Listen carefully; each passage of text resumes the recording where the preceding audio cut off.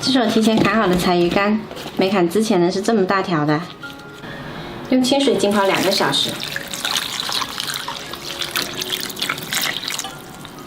再准备50克花生米，也用清水浸泡2个小时。准备200克大米，清洗干净，加入少许花生油，小半勺盐，搅拌均匀，腌制一会儿。接着把骨头冷水下锅焯去血水，加入少许料酒去腥。砂锅装好清水，加入浸泡了2个小时的花生米。骨头焯好了，我们再用清水洗一遍。洗好了也加入砂锅，先大火煮开，再转小火煲20分钟。柴鱼浸泡了2个小时，清洗干净后撕成小块，把肉剥出来，骨头去掉不要。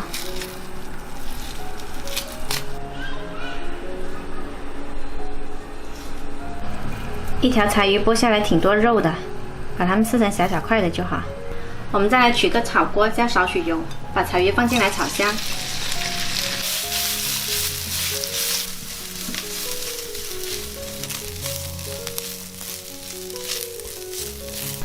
柴鱼炒香了，先倒出来，放着备用。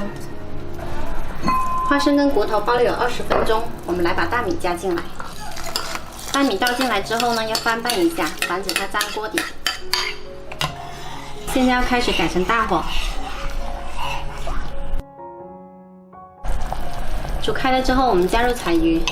一条柴鱼炒出来挺多的，我们留一些下来，不要放那么多。然后改小火继续煲50分钟。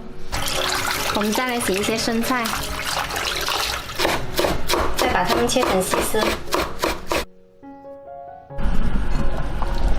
我们的粥已经煮得差不多啦，把火改成大火，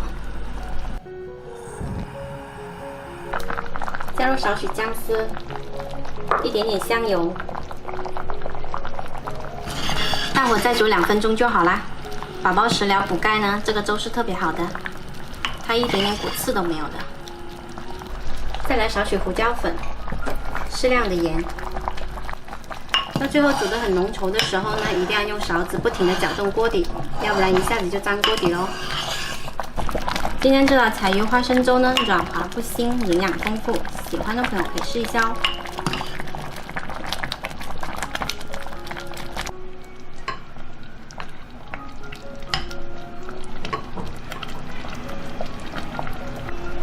吃的时候再来点生菜，拌一拌，超级香哦。